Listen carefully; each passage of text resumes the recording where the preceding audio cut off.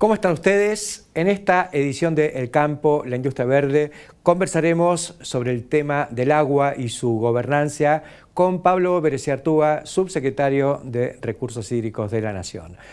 Charlaremos también sobre el mismo tema y otros, como colitas del fabuloso Congreso Kairos de APRESID, con su presidente Pedro Viñó, quien tiene mucho para contarnos sobre el saldo que deja este Congreso y algunos de los conceptos así fundamentales vinculados también con esto de la gobernanza del agua. Conversaremos con Juan Uccelli, que es el titular de la Asociación Argentina de Productores Porcinos. El tema está muy en boga en estos días por la posible apertura de la importación de carne de cerdo desde los Estados Unidos. Queremos saber un poco cuáles son los fundamentos que tiene la asociación para poner un semáforo amarillo o rojo al respecto. Y, como siempre, Jorge Castro analizando la cuestión de las proteínas animales vinculadas con el comercio global de alimentos. Estos son entonces los temas que vamos a compartir con todos ustedes en esta edición de El Campo, la Industria Verde.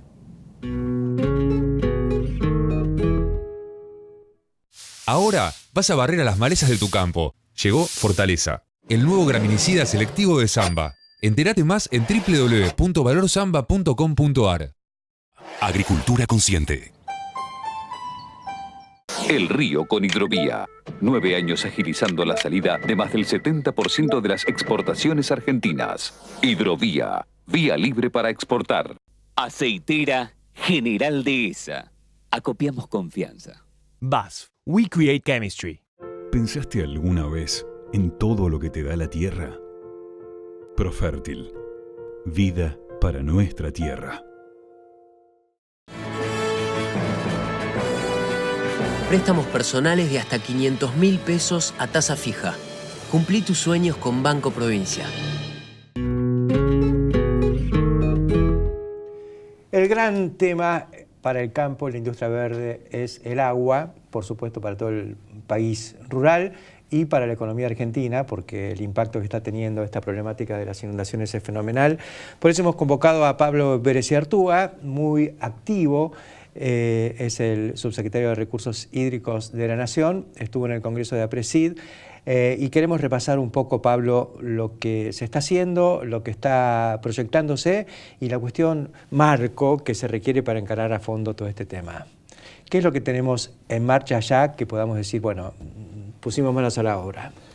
Bueno, primero quisiera decir que cuando nos hicimos cargo del gobierno encontramos que no había en el gobierno planificación, no había proyectos, y en particular en esta área, en el área de los excesos hídricos, pero sobre todo de adaptar la Argentina, su territorio, sus economías regionales a la variabilidad del clima y del cambio climático, no había una planificación real. De entrada fue necesario dar de baja a un conjunto de convenios, más de 200, que estaban hechos de manera política, eran para pequeñas obras, y alinear los recursos que tiene la Nación, que muy concretamente se canalizan una buena parte para este tema a través del Fondo Hídrico, que es una herramienta clave que tiene el país desde hace unos 15 años, que se nutre, toma los recursos de una alícuota sobre el consumo de combustible y por lo tanto tiene una cierta garantía de recursos que se ajustan por inflación como se ajusta el combustible y también que dan certeza a mediano y largo plazo. Digamos que ese fondo existe y se nutre. Exactamente. El tema era la canalización. Nosotros le hemos puesto más recursos, el año pasado le sumamos 1.750 millones de pesos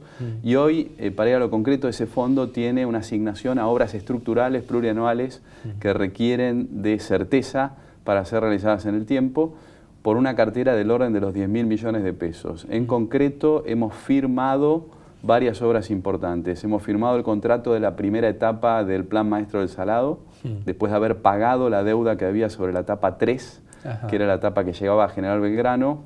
Hemos licitado... De la desembocadura a General Belgrano. En realidad son 3 etapas hasta, desde la desembocadura de la bahía de San Borombón hasta General Belgrano son 3 etapas. Se estaba completando la 3, pero con una deuda importante que es la que pagamos al hacernos cargo del gobierno en los primeros meses. Y luego acordamos con la provincia de Buenos Aires y en el seno del Comité de Cuenca avanzar con la etapa 4.1A, que son 1.600 millones de pesos, que ya licitamos. Como digo, ya está firmado el contrato y van a empezar aproximadamente el 20 de septiembre las obras. Eso va de General Belgrano hacia Roque Pérez, 27 kilómetros. Ajá.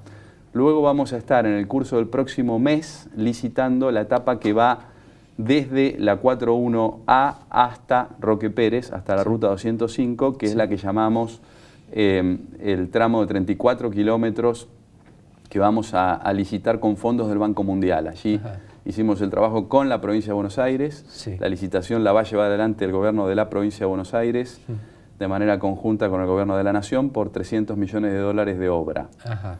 Y además... Esos son 5.000 millones de pesos, más arriba de 5.000 millones de Sí, pesos. o sea que ahí ya llevamos, en total vamos a llevar unos 6.600 millones de pesos de inversión. Y arriba de eso estamos también en el curso del próximo mes publicando 5 licitaciones más, que son obras a la altura de Bragado, al final de la etapa 4 del Plan Maestro, que van a ser el comienzo del canal Mones-Cazón, el comienzo del canal Vinculación Italia y el San Emilio, por otros 1.500 millones de pesos más. Así Siempre que eso es en la cuenca del Salado, si pasa, sería entre Roque Pérez y Bragado.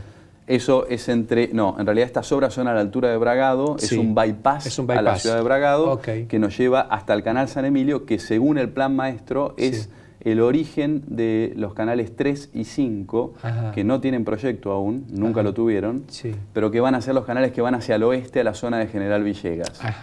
Así que en total estamos movilizando actualmente del orden de unos 8.000 millones de pesos en obras en la cuenca del Plan Maestro del Río Salado. Está bien. Y además se están empezando varias obras en todo el centro del país que son estructurales, algunas incluso ya se han terminado. Hemos financiado un conjunto de 11 obras en el sur de Córdoba. Sí. Hemos licitado junto con Córdoba, con un 100% de financiamiento de la Nación, el reservorio número 3 arriba de la Picasa, que es un reservorio que faltaba que se haga.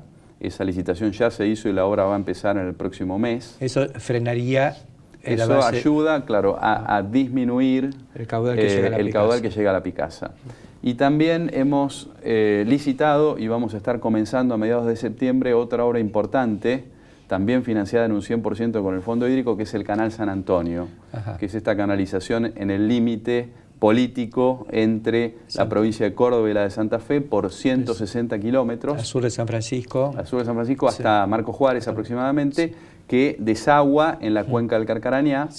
Y esta es una obra que es una obra también estructural, importante, financiada en un 100% por el Gobierno Nacional, que tiene estimado un impacto positivo en unas 500.000 hectáreas, así que es una obra importante.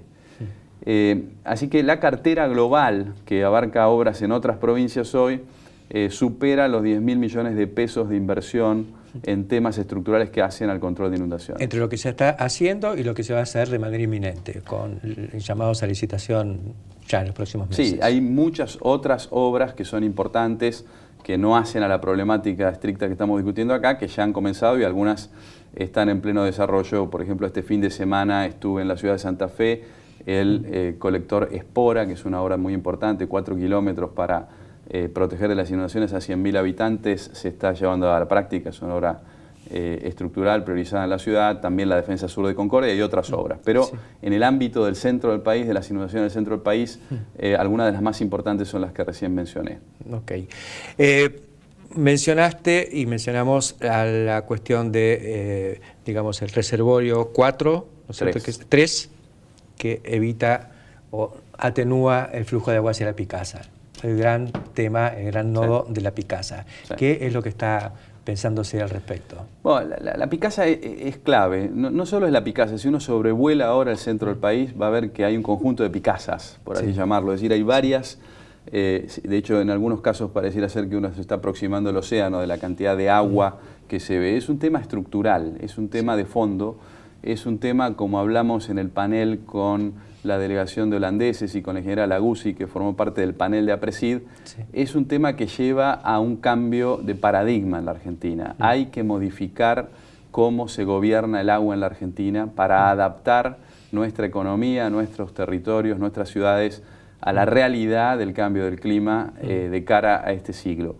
allí nosotros lo que hemos desarrollado luego de hacer varios análisis es una propuesta para vincular el agua del centro de la llanura pampeana, emblemáticamente desde la laguna de la Picasa, al Paraná.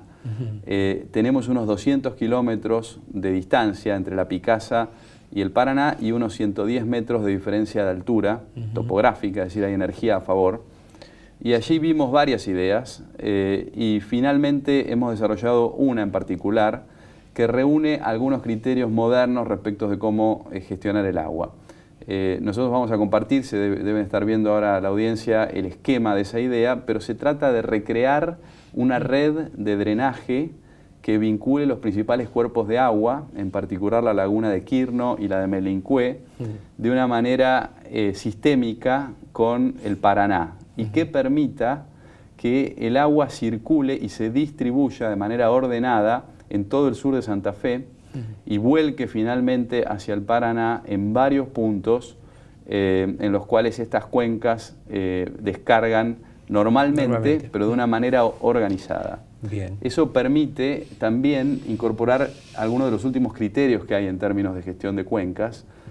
Uno de ellos es la idea de los ríos verdes, que tienen el objetivo de identificar sectores en el territorio que uno ya sepa que pueden activarse como potenciales cursos de agua, aunque normalmente y frecuentemente no estén inundados. Entonces uno lo que hace es identificar en este extenso territorio zonas inundables donde uno va a dirigir el agua en la medida en la cual haya excesos hídricos y no va a haber estructuras que frenen la corrida de esa agua en el territorio. Darle espacio al agua para que corra. Exactamente. Entonces esa idea que son ríos verdes, porque normalmente se ven lugares verdes, pero cuando hace falta funcionan como ríos, es una forma de adaptar el territorio al clima que es inteligente y que además nos remite a las ideas iniciales incluso de Florentino Ameghino, ¿no? Que en 1884 ya hizo un análisis que publicó respecto de cómo adaptar el territorio, en ese caso a las secas, pero también a los excesos, y ya en aquel momento él mencionaba que lo que hay que hacer es identificar puntos del territorio que sirvan de acumulación y generar en el territorio las capacidades para que además haya un balance entre el agua que se precipita y el agua que se utiliza para producción y el agua que corre en superficie. Claro, muchos que cada vez que se habla de canales cuestionan el tema de las obras de canales, dicen, Florentino Ameghino decía obras de retención, no de desagüe. Ameghino no decía eso, Ameghino decía obras de retención y de desagüe. Seguro. Pensaba en un territorio inteligente. Y ese territorio inteligente hoy es perfectamente viable, porque la tecnología, los celulares, la nube, Internet, nos permiten hoy desarrollar el Internet de las cosas, tener puntos de medición, tener algoritmos. Entonces hay que complementar la inversión en obras faltante en la Argentina. La Argentina viene de décadas sin invertir en infraestructura, con una capacidad institucional que administre también los datos y la información, que mantenga esa infraestructura y que logre que el resultado final sea ese territorio que se adapta al clima y que es inteligente. Pero hay una cuestión, porque el territorio puede ser inteligente si la inteligencia humana lo permite, y me parece que la inteligencia humana a veces está cruzada por los intereses políticos, por la propiedad, ¿no es cierto?, por la afectación de valor económico, por lo cual hay que empezar a cambiar un poco la mente y establecer que no hay límites políticos para el agua. Entonces, no es solo una cuestión de que las provincias se tienen que poner de acuerdo, sino también los propietarios. Bueno, creo que ese es el tema de fondo. El tema de fondo en la Argentina es un cambio cultural, es un cambio que hace a cómo administramos los recursos, tanto públicos como privados, y que hace a que la Argentina vuelva a tener, y este es un ejemplo en ese sentido clave, una estrategia de desarrollo a largo plazo. Esa estrategia de desarrollo requiere una visión a largo plazo y requiere que se alineen los actores, los incentivos, y que se alineen también las políticas públicas y privadas con esa visión de largo plazo que primero hay que crearla. Seguro. Entonces, a eso le llamamos la gobernanza del agua. Y por eso decimos que en la Argentina, y hoy es evidente, en un año como el 2017, que debiera ser un año La Niña, con poca agua, porque viene sucediendo un año El Niño, que fue el año pasado. Sin embargo, tenemos hoy, por ley del Congreso Nacional, primero 5 y actualmente unas 18 provincias en emergencia hídrica. De manera que el tema es un tema muy serio y la solución no es una solución obvia, es una solución que va a requerir el cambio de conductas públicas y privadas, donde es clave que funcionen las instituciones.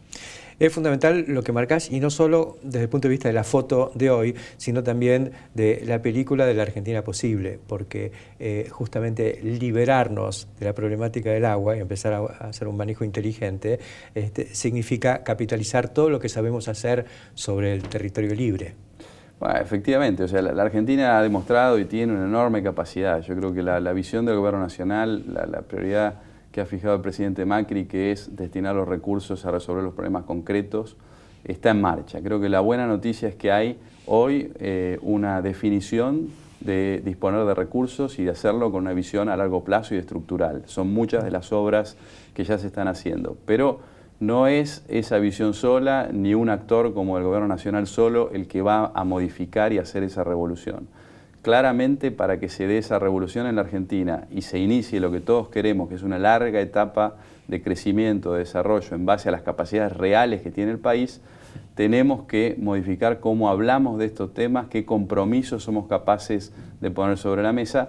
Y la buena noticia, que la visita de esta delegación holandesa también sirvió para eso, es que en el taller, en la actividad que se llevó adelante en Venado Tuerto, donde hubo mucha participación de varias provincias, de sectores públicos y también de muchos representantes del sector privado, se notó un gran interés en participar, en resolver la cuestión de fondo. El desafío nuestro ahora es mantener ese interés y transformarlo en compromisos reales. Y allí va a haber que desarrollar una estrategia no solo de inversión en obras, que hay que hacerla y que es muy importante y va a llevar varios años, sino también, como decíamos recién, en determinar cómo se gobierna el territorio, qué compromisos tiene que tomar el sector privado específicamente al interior de sus propiedades, al interior de los campos, para que todo este sistema en conjunto funcione mejor. Muchas gracias, Pablo Bereziartúa, con un mensaje muy claro. Tenemos que organizarnos de una vez por todas en torno a esto, que yo creo que es la gran epopeya de estos próximos 20 años, en los que no nos va a parar nadie. Gracias, si hacemos las obras. Gracias, Héctor, por la invitación. Enseguida continuamos. Saber lo que consumimos es valorar lo que producimos. IPCBA, Instituto de Promoción de la Carne Vacuna Argentina. Tarjeta Galicia Rural es tu crédito en el bolsillo, porque podés financiar insumos, bienes, servicios y todo lo que tu campo necesita con vencimientos según tu ciclo productivo. Hacete Galicia desde bancogalicia.com/rural. Banco Galicia, siempre junto al campo. Rizobacter es una manera diferente de hacer agricultura. Aplicamos tecnología para potenciar la vida de cada semilla en todo el mundo. Rizobacter, una empresa argentina. A lo largo de los años, muchas cosas pueden cambiar y hay otras que no. La calidad, la innovación y el compromiso de seguir construyendo junto a vos la historia del campo argentino. Auspicia este programa el Mercado a Término de Buenos Aires.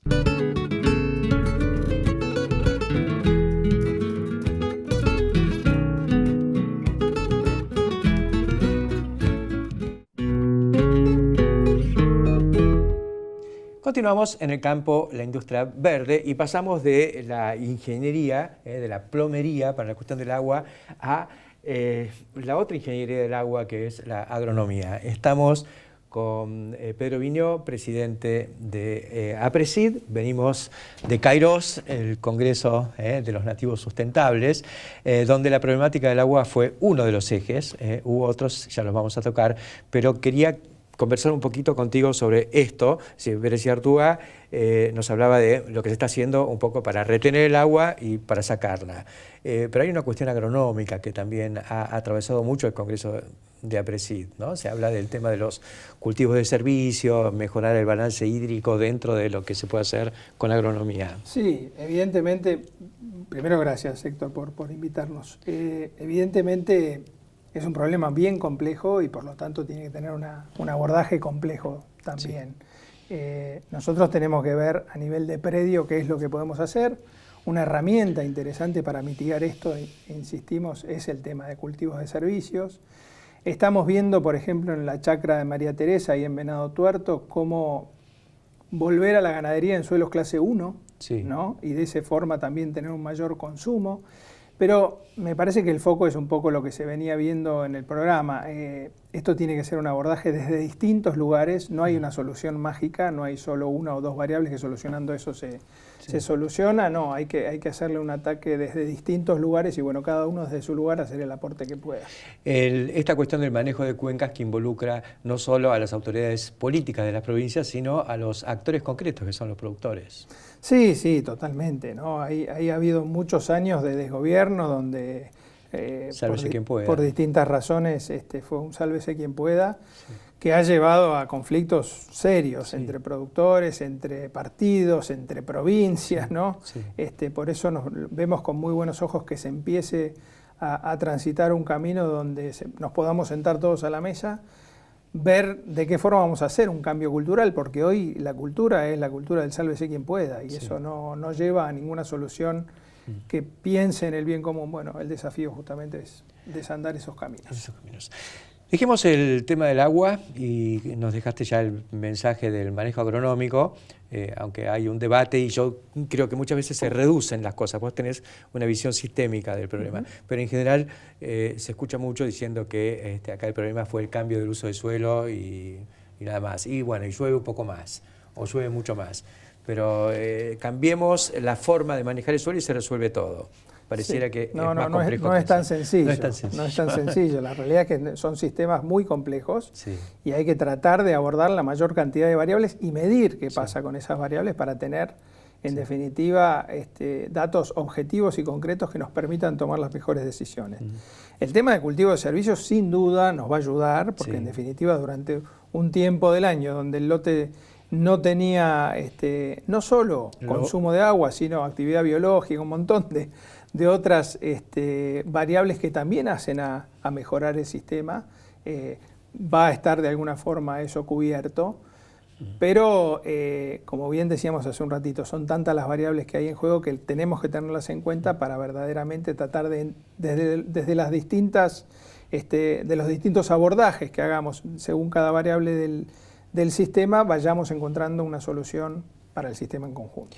Este fue uno de los ejes sin duda del Congreso y yo creo que a nivel global, primero está bárbaro que APRESID lo haya tomado con tanto énfasis, con talleres, con el plenario donde estuvo Beresia Artúa, con la ingeniera que gobierna el agua en Holanda, que además es argentina. ¿Qué otros ejes consideras que han sido relevantes y que quedan un poco para mantener la pelota en juego? Mira, todo lo que es la vuelta a la agronomía, después de muchos años de estar relajados con el glifosato, algo que entendíamos que era... Y hay que hacerse cargo, no solo el glifosato, sino también una cuestión de mercados, donde no podíamos avanzar en algunos cultivos y bueno, eran planteos más de subsistencia y defensivos que planteos, digamos, donde podemos verdaderamente explorar los niveles de rendimiento como sistema, hablo siempre, más eficientes y eficaces. Desde ese lugar creo que hay mucha avidez por lo que es la agronomía, por volver al conocimiento científico de los procesos que suceden en los distintos sistemas. Por eso nosotros siempre hacemos foco en el abordaje justamente sistémico, ¿no? Hoy me parece que la palabra sistema está dando vuelta mucho y está bueno que eso quede así, ¿no? Porque justamente, por ejemplo, nuestras certificaciones certifican un predio y todos los procesos que suceden en ese predio y no simplemente un producto, porque nos interesa saber qué pasó antes y qué va a pasar después, ¿no? Que tiene que ver con este abordaje. Por supuesto, no es solo sacar un maíz de 120 quintales, sino que antes... que se logró porque hubo toda una serie de manejos, pero además no está representado solamente por el certificado del maíz. Un solo ejemplo, ¿no?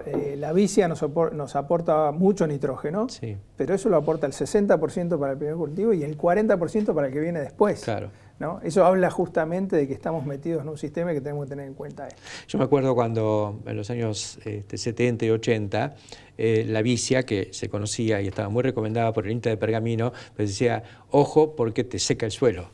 A lo mejor es justamente lo que hoy hacemos. vendría bien, hoy las napas están muy arriba, ¿no? Pero bueno, Seguro. es justamente el abordaje que tenemos que hacer. Justamente, además, ese es el otro problema. Cuando más la necesitas, tenés un problema para poder implantarla. Así que la otra cuestión que también bueno, viene muy machacada es la de malezas tolerantes y resistentes, y eso creo que ocupó por lo menos el 25% del espacio físico. Sí, y el 50 o el 70% del espacio de stands. Explotaron los talleres también, Sí, ¿no? Que por tenían eso. que ver con esta temática. La verdad que cuando hay un tema que preocupa, ahí lo vemos claramente en el termómetro, tener tantos talleres con tantos temas, vemos los que tienen más. Y sí, es un tema que sigue estando en primera posición en cuanto a la necesidad de generar herramientas que nos permitan abordar este problema desde distintos lugares. La verdad que es muy interesante. Yo les recomiendo a los que por ahí se perdieron algún taller que entren en la página del Congreso. Hoy están colgados allí los talleres. Y Está todo el Congreso ya en la web. Entiendo que sí, falta muy poquitito, pero creo que está todo colgado. Porque, digamos, los que fuimos no pudimos abordar ni el 5% de todo lo que... No, vos sabés que nosotros hicimos la cuenta. Si uno se sentaban a primera hora de la primera charla y se iba a última hora de la última, veía solo el 9% del contenido del Congreso. No, o sea que necesitaba 11 personas que estuvieran todo el tiempo sentados allí viendo todo para ver todos los contenidos. Había que tener un plan. Para eso está la red, para eso está colgado todo allí y podemos verlo ahora. La gran enciclopedia en la web. Un último temita que un poco lo resaltas cuando hablabas por ahí del stock de tecnología que tenemos y que estuvimos muy a la defensiva, porque el modelo no te daba para ir con todo. Pero yo creo que también por ahí estamos un poco a la defensiva con algunas decisiones. Y no sé si lo has analizado, ese es un tema que está... Pero la cuestión sabemos que está listo el trigo modificado genéticamente, de Indiar, Bioceres, sería el primer evento biotecnológico en trigo del mundo. Y no sale. ¿Sabes algo de eso? ¿Qué es lo que pasa? ¿Qué opinás? Sí, sin duda tenemos la oportunidad de ser el primer país del mundo en tener un trigo mejorado genéticamente. Falta por ahí tener la decisión y la convicción de que ese es el camino. Entendemos que la Argentina ya tomó la decisión de ir por ese camino, por eso falta por ahí hablar entre los responsables de que tienen que tomar decisiones al respecto y verdaderamente dimensionar que el mundo va hacia allí, que si no lo hacemos nosotros lo va a hacer otro, y que le estaríamos abriendo la puerta a un montón de oportunidades de empresas que están viendo que la tecnología en definitiva va a ser la que nos va a traer las soluciones. O sea, no podemos generar más tierra productiva, tenemos que mejorar nuestra productividad, eso va a ser a través de la tecnología. Creo que sería una señal excelente que Argentina diga que vamos por ese camino a través de hechos concretos, que significaría ser el primer país en tener aprobado un trigo genéticamente mejorado. Independientemente de largarlo a la producción, porque ahí sí es donde hace falta un trabajo con los países demandantes para que ellos vean... Pero mira, yo estaba viendo, Google está por comprarse, o se quiere comprar Whole Food Company, una red de supermercaditos que venden orgánicos y GMO free, y etcétera, etcétera. Bueno, consiguen un premio y es un negocio interesante, el de los productos orgánicos. Bueno, es otro circuito. Totalmente. O sea, ahora, yo creo que a nadie se le ocurriría trabar en Estados Unidos el desarrollo biotecnológico porque el que quiera otra cosa tiene el lugar donde comprarlo. Debemos convivir, ¿no? La realidad es que se puede y se debe, como te decía yo, convivir entre el que puede producir para una élite de la sociedad que elige consumir un producto con determinadas condiciones. La realidad es que todavía hay mucha gente que necesita alimentarse mejor, que estas tecnologías permitirían producir más y mejor en distintos lugares y con mayor calidad. Esto es un hecho. La ciencia nos está diciendo que el camino es ese. Por lo tanto, bueno, a veces tenemos que tener el coraje de decir, bueno, nosotros plantamos una bandera y somos los primeros. Y poder manejarlo sin afectar a los que quieran otra cosa. Se puede convivir perfectamente. Muchas gracias, Pedro Viñó, presidente de APRESID, por acompañarnos en esta edición de El Campo, la Industria Verde, y ya nos vamos a ir preparando para el próximo congreso. Tenemos todo el año para digerir lo que pasó en este. Ya empezamos a trabajar para el del año que viene. Muchas gracias, Héctor, por invitarnos como siempre. Faltaba más. Enseguida continuamos. Registro Nacional de Trabajadores Rurales y Empleadores. Informate en www.renatre.org.ar o llama gratuitamente al 0800-777-7366. Dignificamos el trabajo rural. Renatre.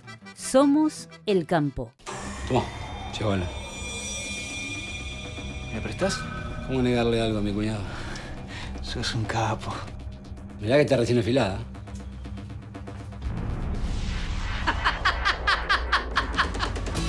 Vos sabés la diferencia que hay entre una STIHL y las demás. La mejor calidad y tecnología para el uso que quieras darle. STIHL, hoy más que nunca a tu alcance.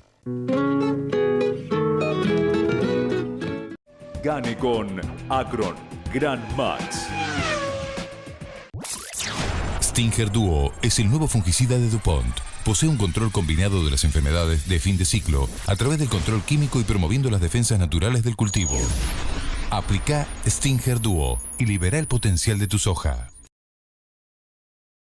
Más gestión, mejores resultados. La evolución del sistema Router. Obtenga terneras eficientes de 115-120 kilogramos en 105 días. Consulte a su distribuidor o cooperativa por financiación especial. www.router.com.ar.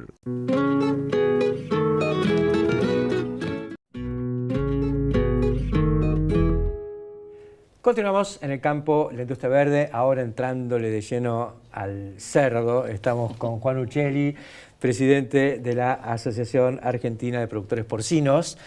Juan, ¿cómo estamos? Primero, un cuadro de situación del sector general. Estamos creciendo, crecimos hasta ahora a una tasa del 7% en este último año. Este año se prevé que el crecimiento esté del 7% porque nuestro crecimiento se basa en 2 años atrás. Sí.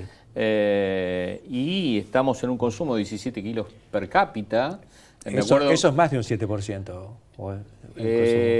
Pasamos de 16 kilos a 17 kilos y va a ser un poquito más del 7. Lo que pasa es que estamos aumentando el peso de faena, entonces en el total llegamos a 17 kilos. Me acuerdo cuando te venía a ver a vos y vendíamos 4 kilos por cápita, era una lástima, y hoy estamos en 17. Pasamos a ser parte del plato de los argentinos. Sí. Y con entusiasmo de seguir creciendo porque creo que no tenemos techo. No nos pasa lo del... la avicultura, que llegó a un techo de 45 o 46 kilos, que es muy difícil superar, y podemos seguir creciendo y en la medida de que nos se den las condiciones lo vamos a hacer. Ajá. ¿Hay actitud dentro de los productores de la asociación de seguir invirtiendo, seguir expandiéndose? Sí, si se dan las condiciones, porque muchas veces acá es un tema de una inversión que cuando se hace es muy alta y que tiene una incidencia en la tierra muy grande, porque cuando se pone un criadero de cerdo no sirve para otra cosa que un criadero de cerdo. Seguro. No es un feedlot o un galpón de pollo que se puede levantar, se ara y queda el terreno. Sí. En realidad algún día los feedlots debieran ser como son los criaderos de cerdo, porque nunca me voy a explicar por qué un criadero de cerdo con una carne que vale un 20% menos por ahí que la carne bovina puede bancarse las instalaciones que se banca y el novillo sigue en el chiquero. Serán cosas que van a avanzar, pero ya es para mi amigo Triviño, eso no es para mí. La inversión, ¿a cuánto asciende hoy para el que quiere entrar en el rubro o el que se expande? El que se expande es un poquitito menos, el que quiere entrar al rubro, hoy estamos hablando de $5.000 para arriba, hasta $8.000 o $9.000, y hay una inversión un poco más accesible del INTA Marco Juárez, que lo hizo todo confinado ahora, y está en el orden de los $3.000, $3.500, pero estamos hablando de una inversión grande por cada madre que estamos poniendo. Seguro. ¿Y aparecen nuevos actores o en general es expansión de los que estaban? Hasta el año pasado aparecieron nuevos actores. Este año lo que se dio en la primera parte del año, los primeros 3-4 meses, es crecimiento de los que ya estaban y después hubo un freno de mano porque se quería ver más o menos a dónde se iba y eso es lo que estamos hoy. Estamos con el freno de mano para saber si lo sacamos y ponemos quinta o si tiramos el freno de mano más y sacamos el cambio. ¿De qué depende hoy? ¿Cuáles son los temas calientes que hacen que uno saque el freno de mano o frene del todo. Hay un tema que es competencia desleal. Y la competencia desleal, cuando uno habla, dice en el sector porcino, ¿cómo se da? Y se da porque en el mundo la carne de cerdo se comercializa como congelada, menos de 18 grados. Sí. Y hace 2 años que la Viveza Argentina, que todo lo puede, se le ocurrió a alguien descongelarlo y ofrecerlo en góndola como un producto fresco. Ajá. Y eso compite directamente con el crecimiento del sector, que era el producto fresco, engañando al consumidor y perjudicando al productor. Entonces, esa no es se una aclara que es producto descongelado. No, pero lo vende como fresco. Y aparte, en el caso que dice no volver a congelar, lo dice en una letra tan chiquita que para personas como yo, que tienen que usar anteojos, es casi imposible. La gente ve la carne, la toca, está fresca y se la lleva. Claro. Y eso sí que nos preocupa, porque el crecimiento que vamos a dar es en carne fresca, no vamos a crecer en consumo de chacinados. Y por otro lado, este año empezamos a exportar cosas y ya con una forma distinta, armando consorcios de exportación. Ajá. Estamos con Rusia, Vietnam, Hong Kong, países de África, y estamos abriendo Singapur y China.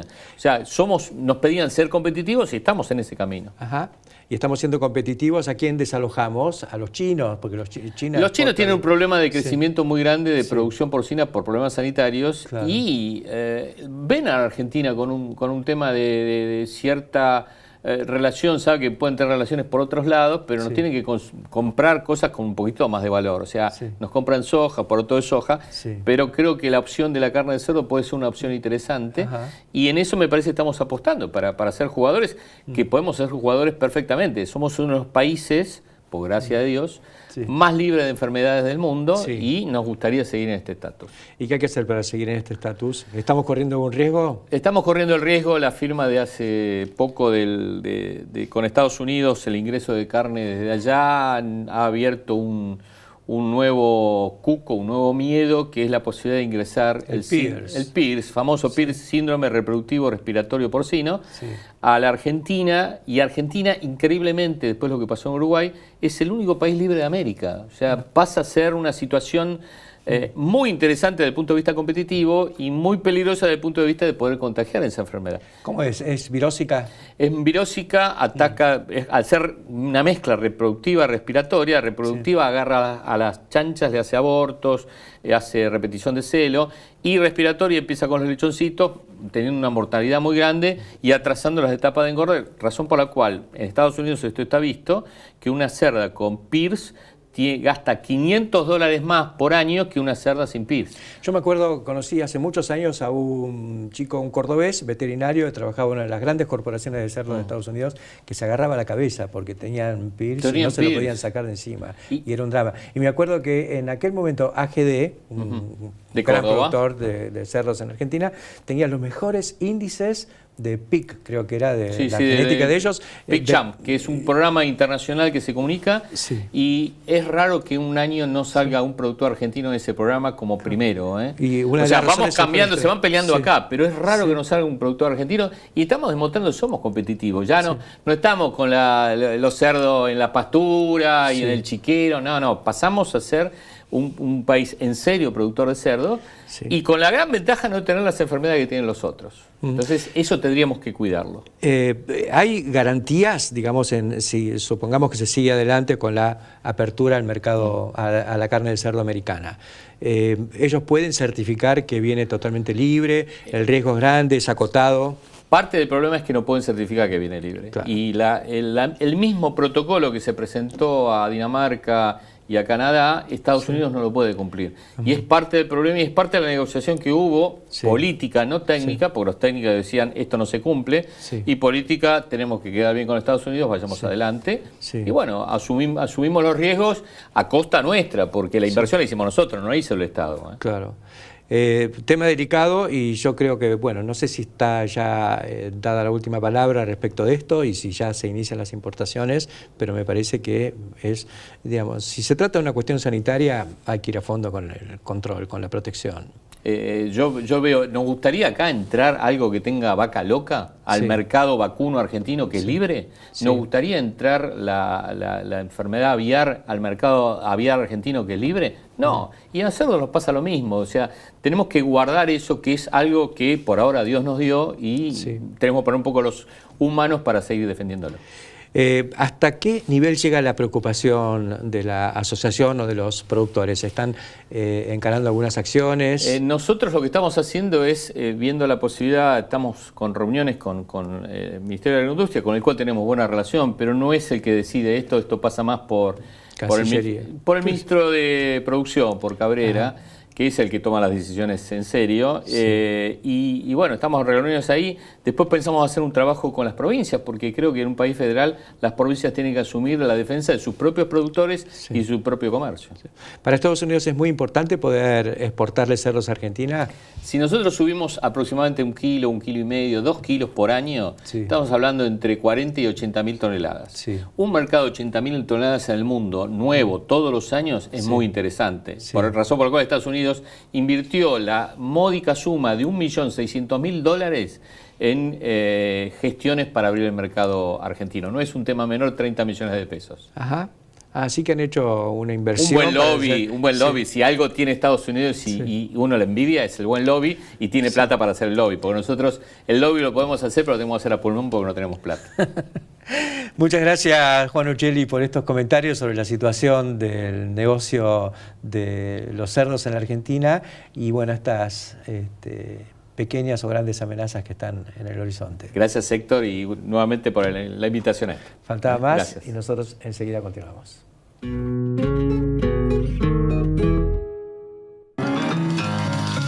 La fuerza del campo está en el trabajo de su gente y la fuerza del trabajador está en la UATRE. Nuevos inoculantes Palaversiche Turbo con 3 bacterias, bradyrizobios que fijan nitrógeno, azospirillum para promover el desarrollo radicular y pseudomonas que solubilizan fósforo del suelo. Tecnología de avanzada, Barenbruch Palaversiche. El fruto de nuestro trabajo es parte de tu mesa. Por eso, queremos que nos conozcas. En Monsanto ayudamos al campo a producir más alimentos cuidando los recursos naturales. Entrá a Descubrir Monsanto y sé parte de la conversación. En Bio 4 tenemos un compromiso, generar empleo, capacitación y desarrollo tecnológico. Bio 4, construimos un futuro con más energía. A lo largo de los años, muchas cosas pueden cambiar y hay otras que no. La calidad, la innovación y el compromiso de seguir construyendo junto a vos la historia del campo argentino. Grupo Petersen, desde 1920, construyendo el país. Continuamos en el campo, la industria verde, ahora con Jorge Castro, como lo hacemos habitualmente. Y Jorge, venimos hablando de los grandes productos y en general hablamos del efecto de esta transición dietética sobre la demanda de los insumos básicos que produce la Argentina. Lo que habría que ver es qué es lo que está pasando con el producto final de todos esta combinación de insumos, ¿no? Que son las proteínas animales. Exactamente. ¿Qué es lo que sucede a nivel global? Lo que está ocurriendo es lo siguiente, Héctor. Los últimos 5 años, los productores de proteínas en general, cárnicas y también ictícolas, han tenido niveles récord en lo que se refiere a su tasa de retorno. Esto es la inversión que han realizado sobre el capital que han invertido. Esto es, en este sentido, lo que significa esto cuantitativamente es lo siguiente. Productores de proteínas en el mercado mundial han tenido una tasa de retorno del 17%. 17%. El resto de los productores de commodities primarios, esto es sobre todo commodities agrícolas, han tenido una tasa de retorno de menos de la mitad, 7%. Claro, lo que pasa es que eso también tiene que ver con, es muy interesante, con que han caído por ahí en los últimos años los precios de los insumos básicos, del maíz, de la harina de soja y demás. Exactamente. Y se han mantenido los precios o han mejorado incluso de los productos finales que son las proteínas animales. Exactamente, exactamente. Claro. El caso más notable de lo que ha sucedido es que entre los grandes traders, comercializadores de granos en el mercado mundial, los 5 grandes, el principal de ellos, Cargill, que es la principal empresa agroalimentaria del mundo, ha tenido niveles récords en lo que se refiere a la tasa de retorno en el año pasado, perdón, este año, contando los últimos 12 meses, en lo que se refiere en una tasa de retorno del 19% anual, llevada fundamentalmente arrastrada por la producción y venta de proteínas cárnicas. Sí, ellos están en ese rubro a fondo, tienen aves, cerdos, carne vacuna y peces. Exactamente, y esto además está orientado fundamentalmente al nuevo mercado para la demanda de proteínas cárnicas en el mundo, que es claramente China. Claro. En este sentido es que hay una clara definición en lo que se refiere a el nivel establecido por el índice de Standard Poor's, el denominado índice global de Standard Poor's 1200, que se refiere al índice de las materias primas, en lo que hace fundamentalmente a la producción de proteínas, en donde se destacan claramente en el mercado mundial. Qué notable. Quiere decir que esa apuesta, incluso acá se está discutiendo mucho sobre valor agregado y demás, y está tan claro, ¿no es cierto?, lo que es agregar valor, aplicando los recursos que tenemos, que son granos forrajeros y harina de soja, a la producción de proteínas animales, y ahí está la rentabilidad, hay mercado local y hay mercado mundial, infinito en el mundo. Infinito. Infinito en un sentido estricto. Sí. No es una metáfora literaria. Claro, por definición los commodities son productos que se venden siempre, exactamente, sacrificando precio en todo caso. Exactamente, lo que sucede con los commodities agrícolas no es que la demanda haya caído, la demanda crece cada vez más. Lo que ha caído ha sido el precio de los commodities agrícolas en el mercado mundial, debido a las 5 super cosechas norteamericanas, que son las más grandes de la historia y que han provocado un shock de super oferta. Sí, y al mismo tiempo un shock de inversiones en aprovechar los bajos precios de esos recursos para convertirlos en otra cosa que sigue teniendo demanda infinita. Eso es, exactamente. Esto favorece a su vez la competitividad, los bajos precios de los commodities agrícolas, a su vez favorece la competitividad en la producción de proteínas. Ayer veía que hay unos cuantos países que son superavitarios en su comercio con China, por ejemplo. Uno de ellos es Brasil. Y Brasil es superavitario en 20 billones de dólares, 20.000 millones de dólares, precisamente porque exporta alimentos. Exactamente. Y fundamentalmente proteínas. El caso de Brasil que vos mencionás, Héctor, es extremadamente revelador. Brasil se encuentra en una situación, como es notorio, de profunda crisis política y económica. Hace 3 años que experimenta una tasa de recesión, una caída del producto, que en los 3 años últimos ha sido superior al 9% del producto brasileño, que es el sexto del mundo. Y sin embargo, este año 2017 termina con Brasil teniendo un superávit de la balanza comercial de más de 60.000 millones de dólares, arrastrada y creada, y se depende fundamentalmente de la producción de agroalimentos. Y con China como principal mercado. Uno se imaginaba China con su principal mercado. Claro, que los brasileños debían estar sometidos a la presión de los productos chinos. Y, bueno, yo creo que más bien les ha ido bastante bien exportando lo que saben producir. Absolutamente. El mercado mundial de agroalimentos está arrastrado y guiado por lo que se refiere a la producción de proteínas. Ante todo, proteínas cárnicas. Gracias, Jorge, por estos aleccionadores comentarios, porque estamos en ese camino a pesar del agua y a pesar de todas las dificultades. Absolutamente. Enseguida continuamos. Snack Crops, Sociedad Anónima, líder mundial en la comercialización de especialidades con fuertes raíces en Argentina, lo invita a sembrar maíz pisingallo y girasol confitería para sus mercados en más de 60 países. Contáctenos al 011-5246-1901, vía mail a sergio.casas@snackcrops.com o bien visítenos en nuestra planta industrial ubicada en Pehuajó, provincia de Buenos Aires.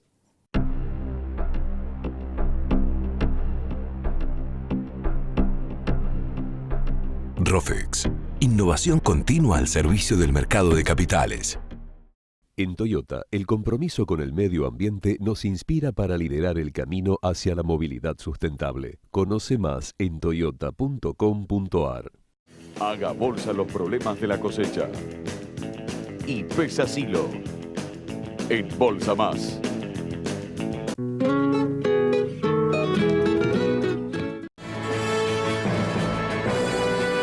Préstamos personales de hasta 500.000 pesos a tasa fija. Cumplí tus sueños con Banco Provincia.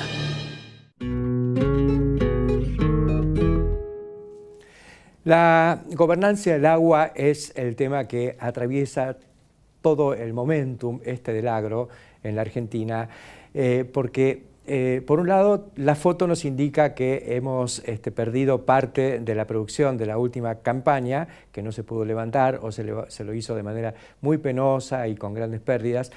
Pero también estamos con dificultades para completar la siembra de trigo en este momento, de trigo y cebada, y posiblemente si esto no se, digamos, si no se produce un cambio drástico, también va a afectar la próxima cosecha gruesa. Y por supuesto todo lo que tiene que ver con la producción ganadera, el tambo y lo que vemos todos los días en esta parafernalia de fotos que nos agreden día a día con esta cuestión ominosa del agua. Esto nos convoca y volvemos a lo que conversábamos hoy con Pablo Bereziartúa, subsecretario de Recursos Hídricos, quien tiene la responsabilidad de conducir un poco este proceso que por un lado tiene una componente de mitigación, otra de adaptación, pero fundamentalmente una que vulgarmente podríamos llamar de plomería, que es realmente hacer las obras que permitan manejar el agua. No solo hay obras para hacer, sino que también hay otras tecnologías que son estas de mitigación y de adaptación y también de manejo, como hablábamos con Pedro Viñó. El tema es que a veces uno siente que tomamos posiciones dicotómicas y en los últimos días a mí me parece que creció un poquito por demás quizá la idea de que la solución agronómica tiende a poderlo todo. Yo creo que la agronomía es fundamental, soy agrónomo, creo y he conocido la zona hoy más afectada por el ascenso de las napas, la conocí cuando era una zona semiárida, es obvio que hay un impacto en el cambio del uso del suelo, pero me parece que también es obvio que es el cambio climático lo que está gobernando esta cuestión y también me animaría a decir que no alcanza con analizar lo que llueve sobre las cuencas o lo que está lloviendo, sino también ver si no está entrando agua de otro lado, en este caso posiblemente de la cordillera, cosa que nos llevaría a la necesidad de analizar profundamente aspectos geológicos y del movimiento del agua subterránea, porque está visto que la surgencia de agua en toda la provincia de San Luis y en el Piedemonte de Mendoza, de San Juan, de Neuquén, están indicando que posiblemente estemos con más agua de la que supimos tener y también como consecuencia del mismo cambio climático. En síntesis, estamos frente a una problemática sumamente compleja, pero que tiene al final del día una componente fundamental, que es que cualquier cosa que podamos hacer para corregir este fenómeno, para empezar a gobernarlo, a manejarlo, a atenuar sus consecuencias, tiene un impacto fenomenal sobre la economía nacional, porque precisamente le pega a lo que mejor sabemos hacer y donde tenemos, como hablábamos con Jorge Castro, mercados infinitos. La Argentina es un gran productor de recursos básicos agrícolas que tienen por destino la producción de proteínas animales. En eso está el mundo a nivel de demanda y en eso podemos estar nosotros a nivel de oferta, por lo cual vale la pena volcar parte de los recursos que se han generado en el campo y que se fueron por el caño, literalmente, como consecuencia de la política impositiva, de las retenciones, 70.000 millones de dólares durante 10 años de la década perdida, merecen la pena ver si una parte de eso no tiene que volver a este sector para hacer estas obras, construyendo la gran epopeya del siglo XXI, que es poner en producción de nuevo lo que queda y lo que tuvimos de nuestra pampa húmeda. Creo que argentinos a las cosas. Hasta la semana que viene.